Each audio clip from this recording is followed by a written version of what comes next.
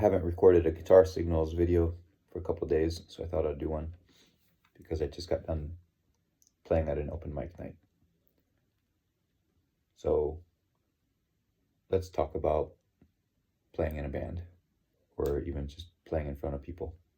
Because if you're playing guitar, that's kind of the goal. I mean, it's not the entire goal. I mostly play guitar by myself just to enjoy playing guitar. But there's really nothing quite like playing in front of people, especially if you're in a band. If you're playing in front of people by yourself, it's kind of I don't know, it's kind of incomplete, it feels like. Like you have to do a lot more when you're playing the guitar. And I think that's where a lot of my style came from. It's just that if I just play chords, it gets kind of boring.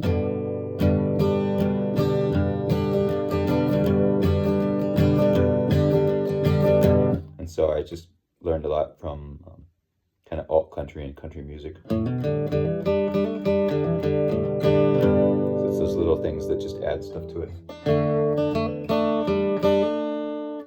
Or like this Beatles song.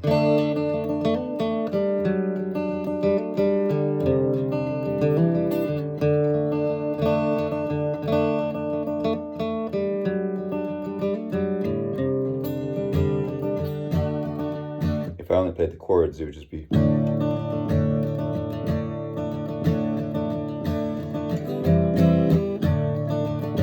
Right?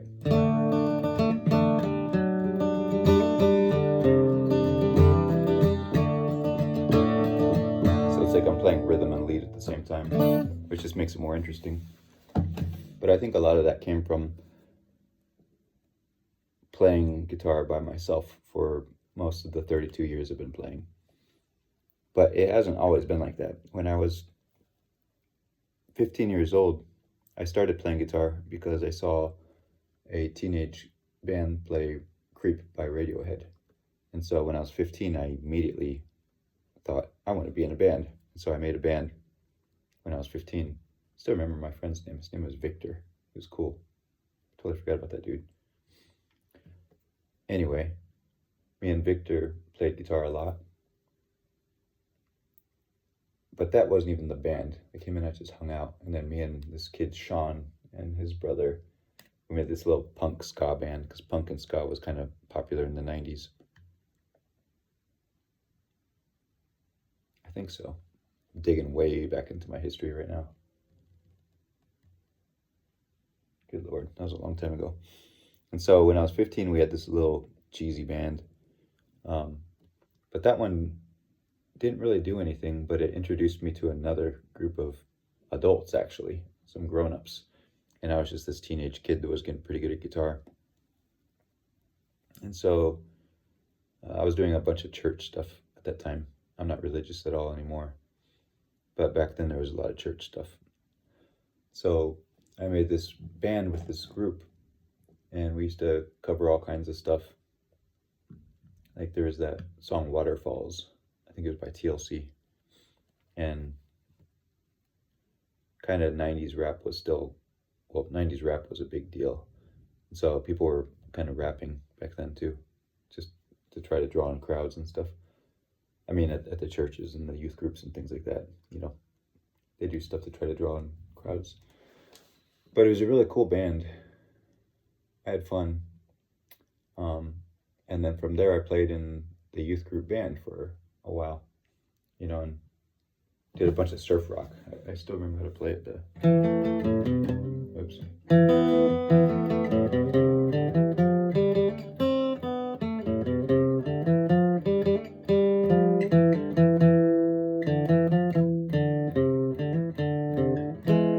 You know that song?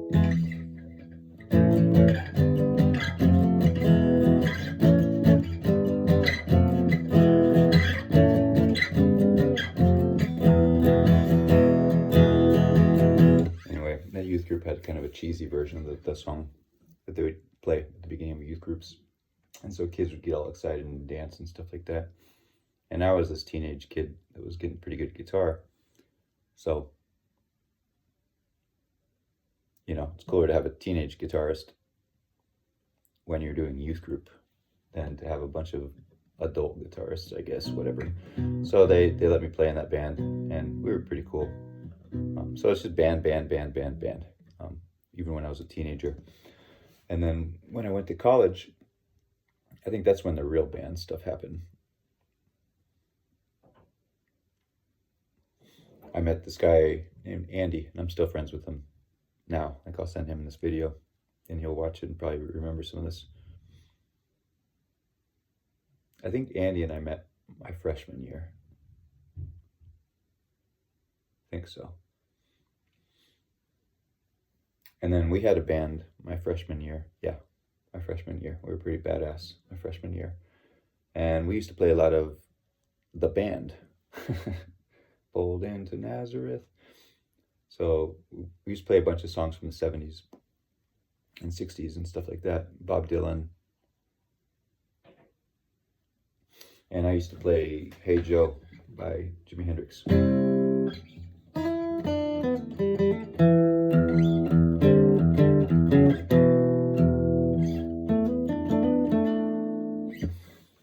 And that was really cool, because that was actually the first guitar solo that I cared to play. I'm not going to try to do it on an acoustic guitar. It just sounds stupid right now. But it has a really cool guitar solo to Hey Joe by Jimi Hendrix, where it just screams. It just bends that 12th string to wah! And the crowd goes crazy because they don't expect it. You know, you're just playing.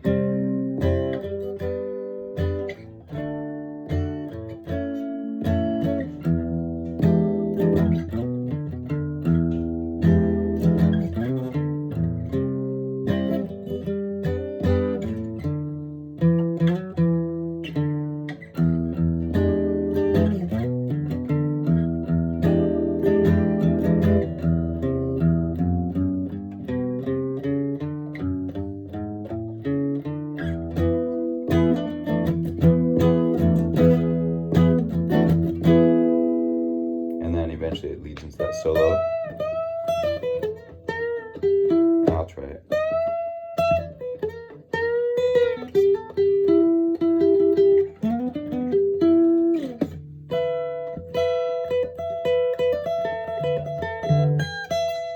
Hold on.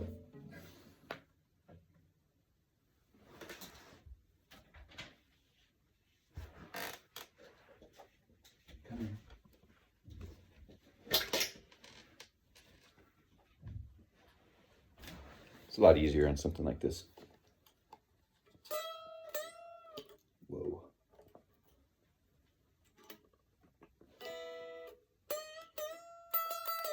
Like, it does this big bend.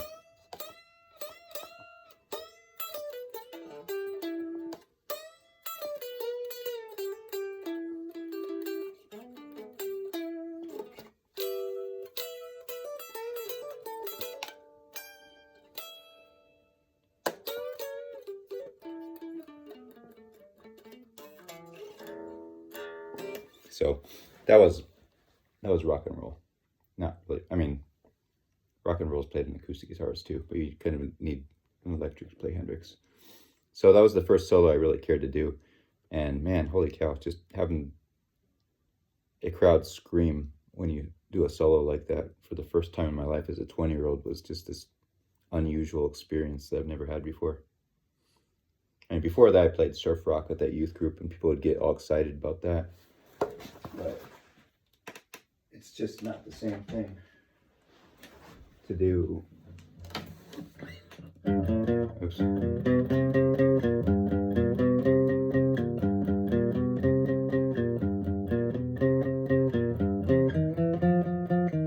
mean, it's cool, but it's not the same thing as Jimi Hendrix. So that was like the first real moment that I did a crazy guitar solo in front of people. And I kind of did it ironically, you know, I'm this shy, like 20-year-old. And finally somebody puts a guitar solo in front of me that I can do. For whatever reason, I could never do the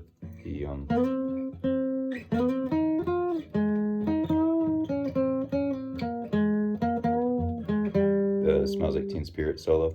I couldn't do that when I was a teenager. But then the Hey Joe solo was just a giant bend. I can grit my teeth even doing it. And I could actually do that. And that introduced me to bending strings, which is a big deal in guitar. You're always bending strings.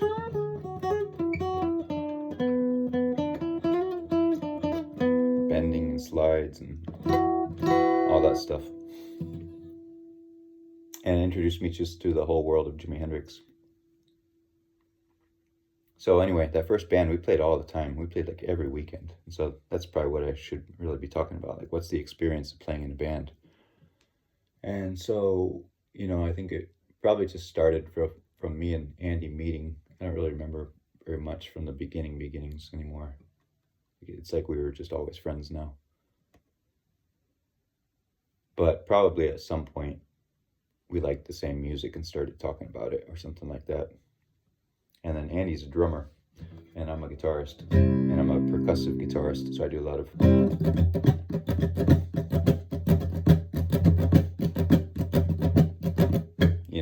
and so it's not easy, but you can come up with the drum beat for something like that. And so I play the guitar like it's a drum, really.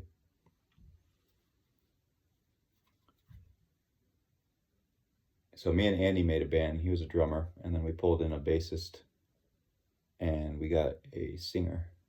And I think that's it. Bass, drum, singer, and me. And the singer was also a guitar player. He was really good. He could do Blackbird. I still can't play Blackbird very well, but he could do it really well when he was like 20. So that was a really cool band. We were called Williams Boot, now that I remember. I don't know why we picked that name. I think it was Williams Boot, unless that was the one after that. I think it was Williams Boot. And we were just these 20-year-old kids. We didn't have any money. We needed to make flyers. So if you're going to make a band, you want people to come to your show. Otherwise, you're just playing for a bunch of empty chairs. And so I used to hang out in the library, and I was the computer guy, because I was the computer guy ever since I was 6 years old.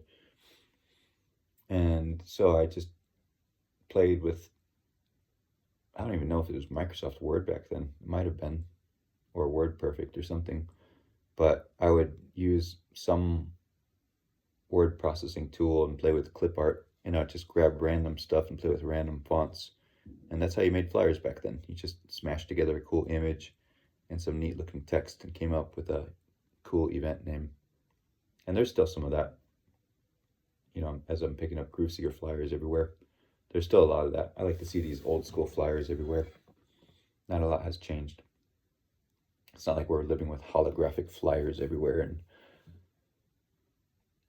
transparent flyers like some shit you would see on a science fiction movie or something like that. They're just paper flyers, the same as they were in the 90s. It's so funny, actually. Flyers never change. Zines never change. That's probably why I keep making these cool Groove-Seeker zines, is because, this feels like it fits in today, but it also feels like it fits in 20 years ago. It's just full of information. You can see on this one, these are the shows that I want to go to. So I highlight them, and then I go. And so, yeah, man, it's funny. So when I was 20, I wanted people to go to my shows, and now that I'm 47, I build this crazy technology that helps people go to all shows all around the world.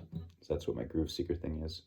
Helps everybody everywhere, not just in the USA, just everywhere. But that's not what we're here to talk about. Sorry, I talk in circles a lot. It's this ADHD and just being a systems thinker, just whatever, something with my mind.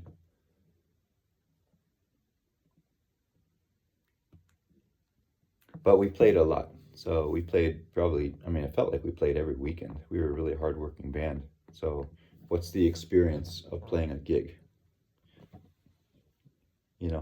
That's something that isn't, nobody told me what that would be like. So maybe I'll talk about that for a minute. What's it like to play a gig?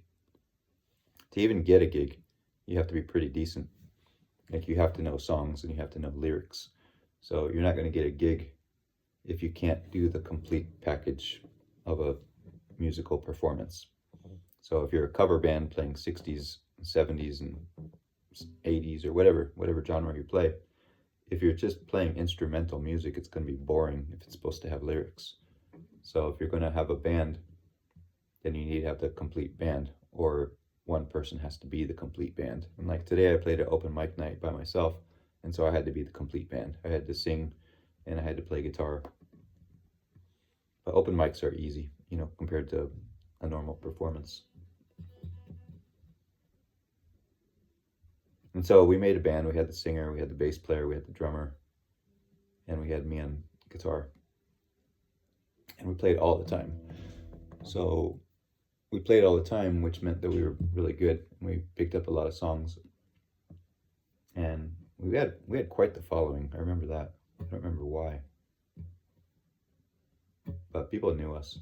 My nickname was Rockstar. People just would say, "Hey, Rockstar," to me when I was walking to the cafeteria because they didn't know my name.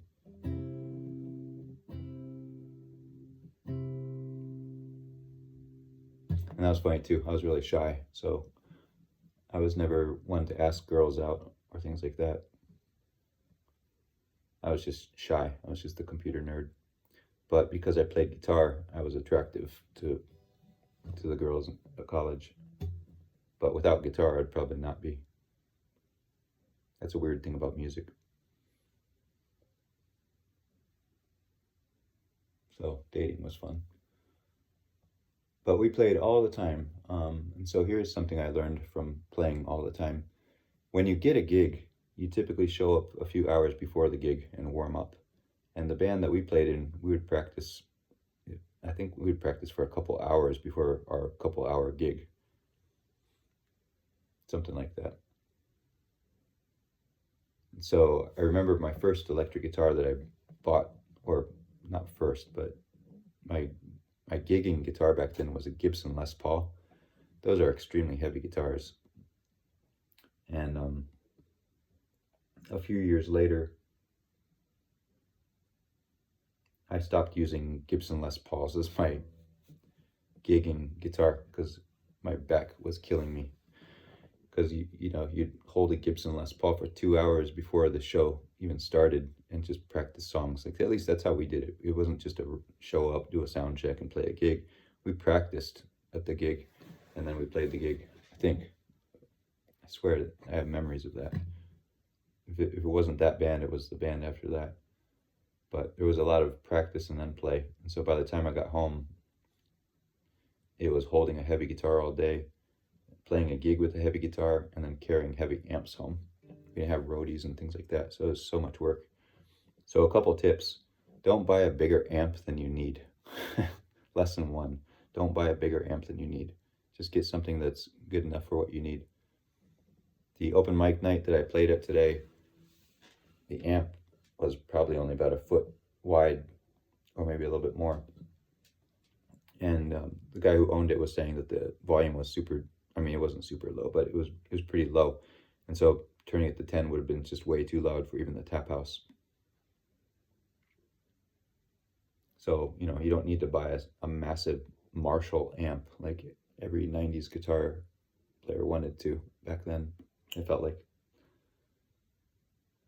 these walls of sound kind of thing that were popular. You don't really need that. You just need an amp that's good enough for what you're going to do. Like, that's big enough for what you're going to do. And if I could start all over right now, they have these cool new amps these days where you plug it in at home and it stores, it charges the battery in the amp too. And so you can actually take these amps outside and play and make tips and things like that. So I played one of those at a guitar store recently. I'll probably buy one of those next. But back then I had a pretty small amp. I didn't really go overkill. It was the guitar that was the heavy thing. And then tip number 2. So tip number 1, don't buy a bigger amp than you need. Just buy a big enough amp. And tip number 2 is every guitar has kind of a hidden characteristic to it. Like, people talk about Gibson Les Pauls having great sustain, and they have a really great tone to it. But in order for that to happen, they are so freaking heavy.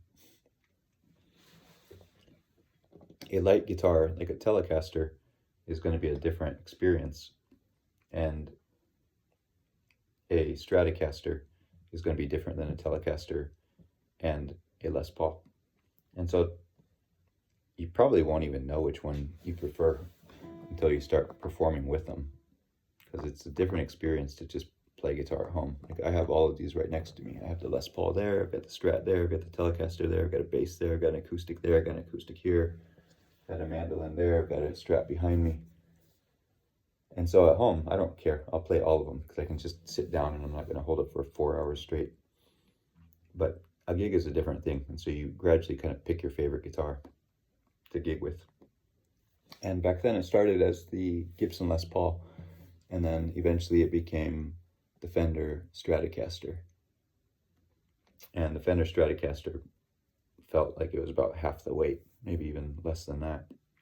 And so when I went from the Les Paul to the Strat, just everything became like really light, it felt like. And you know, a funny thing is I didn't really fall in love with the Stratocaster. I had the Strat since 1999, I think. And I never loved the Strat. I used it for the gig, but I just never was like, oh my God, I love Strats, I love Strats, I love Strats. I loved Gibson Les Pauls. I love Gibsons. I love the look of an SG, like it's got the devil horns. And I just love the whole aesthetic of Gibsons. And Fender to me is just, it's not my preference. But last year I bought that cool Fender I was just holding, and that's a beast, so I love that. And that one's kind of changing my mind on Stratocasters. But a couple of years ago I wrote a book, and with the royalties from my book I bought a Telecaster. And I think that Telecaster is magic. So the Telecaster is kind of like this Gibson Hummingbird. It's like they're both a part of my spirit or something. And the Telecaster is a really lightweight guitar too. So if I ever started gigging again with an actual band and I needed to use an electric guitar, well, I would probably just bring all of my guitars because that's how I am now. But back then when I only had one guitar, if I could redo things, I would probably start with a Telecaster. So maybe tip number 2.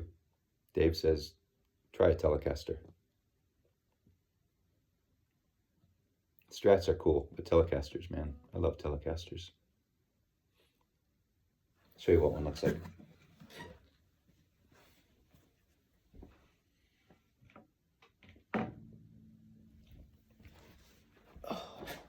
This is my Telecaster, and it just has 2 single coil pickups, but just the neck feels fast. Everything about it feels fast.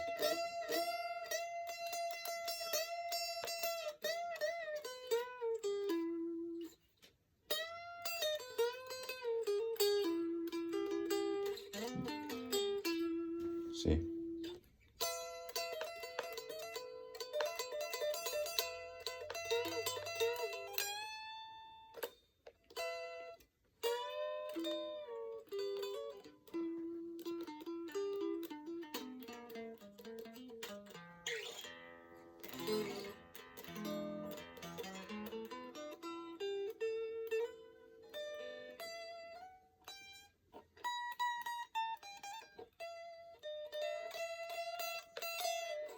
I just love this guitar. So, gigging, you know, find a good group of people that you want to play with. Get the equipment that you need, you know, just keep it simple. Get a nice lightweight guitar if you don't want to hold a heavy guitar on your back for hours. Telecaster is probably my recommendation, but everybody's different.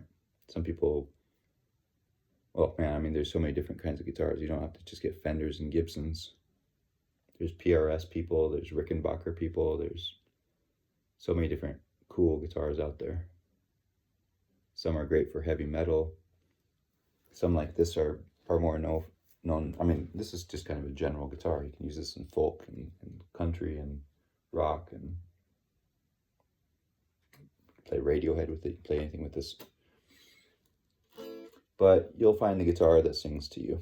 You'll find one that's just the right weight, just the right speed. I don't know, it just feels like it plays you, kind of.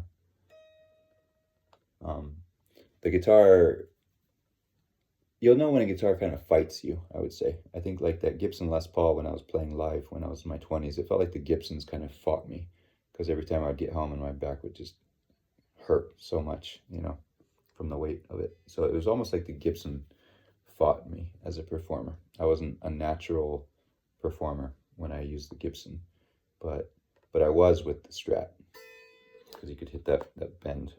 Oops. Go as crazy as you want. I mean, you can do the same bend easily on a Les Paul. It's not the bending the strings that's the hard part. It's just how heavy that guitar is when you're standing up with it.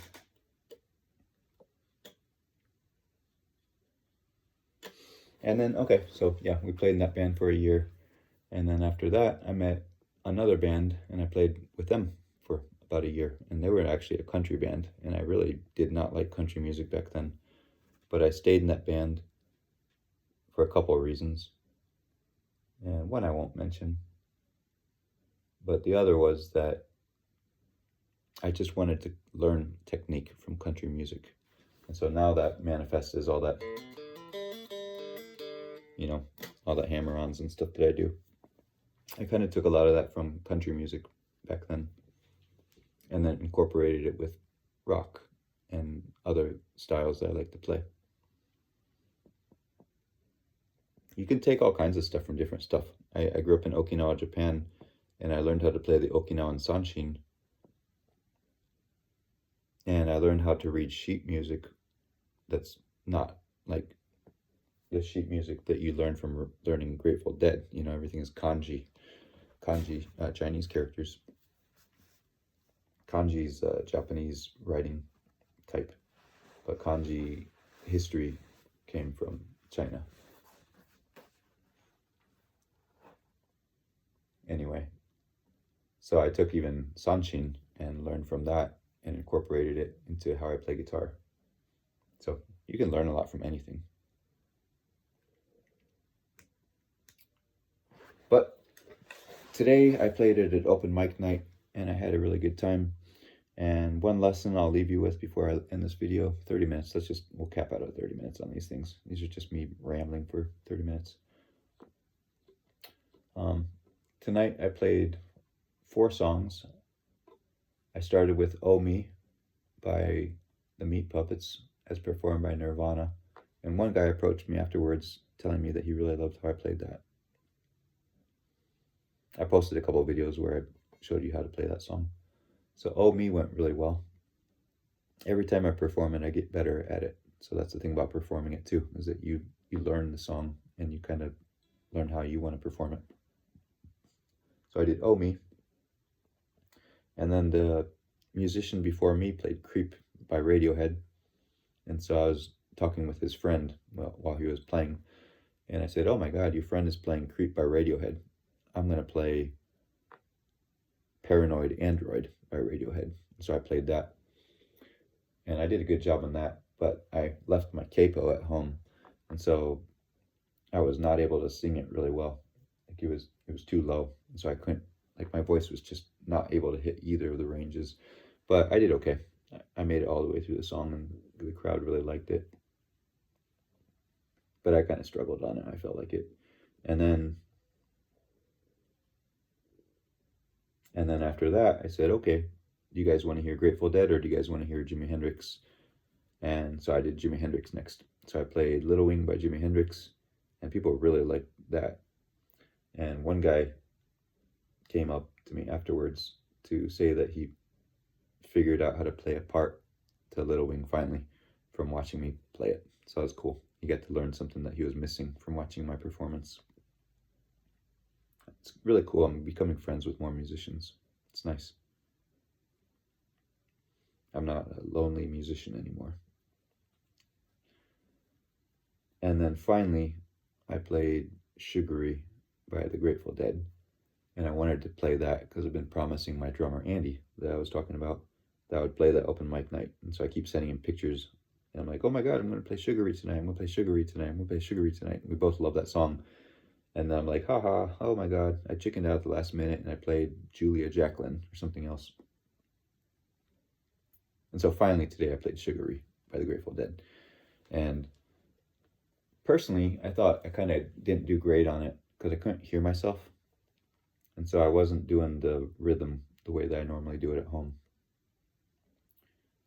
But my wife actually watched me play, and afterwards she said that my sugary performance was my best of the whole night. So that's kind of cool. So I guess I did a good job at that. But it was a good open mic night. At one point in one song, I totally goofed and played a chord way wrong, or totally missed it or something. I don't remember, but I actually heard somebody in the audience gasp. I was like, oh shit. Somebody gasped. It was so bad what happened. But I don't remember what happened exactly. But the thing about playing is that everybody makes mistakes. You just keep going. You don't stop. You don't stop like, oh, well, I screwed up the song. Let's just end the song. If you do that, it's a disaster. If you stop the song halfway through, it's a disaster. Never stop a song. Just play through it. The audience is going to forgive you. They don't care if you make a little mistake. Everybody makes a mistake. So if you miss your note, just fix it and then keep going forward. There's a quote from somebody, I don't know who it was, but there are no wrong notes. You're always one step away from the right note. So if you're off by one, just go back one. Easy enough. So I was probably supposed to play I was playing Sugary, so this guitar is way out of tune, but I probably hit that note or something like that when I was supposed to be here, and so it just sounded really off. So okay, let's end this. Lesson 1: find people to play with that you enjoy playing music with. Just make friends over what music you enjoy together. For me, it's Radiohead. If I meet somebody who likes Radiohead, then I just become friends. But same for Wilco and stuff like that. Number 2, get an amp that's the right size. Don't get one that's way too big. And amps aren't even that expensive. That's the nice thing about that. Just get like a couple $100 amp if you're buying your first guitar. And then 3rd, if you're going to be performing anywhere, think about the weight of the guitar. People don't really talk about that very much when they're trying to sell you a guitar at a guitar store. They don't say how much a guitar weighs. They'll just have you kind of pick out the guitar that looks cool to you, And so actually, like I didn't like how Telecasters looked for most of my life. And so I that was my own stupidity. I could have been playing this guitar when I was a 20-year-old, but instead I got it in my 40s. So factor in weight, and also factor in that, like I just said, how immediate, like the first impression might be wrong too, so actually plug it in and try it.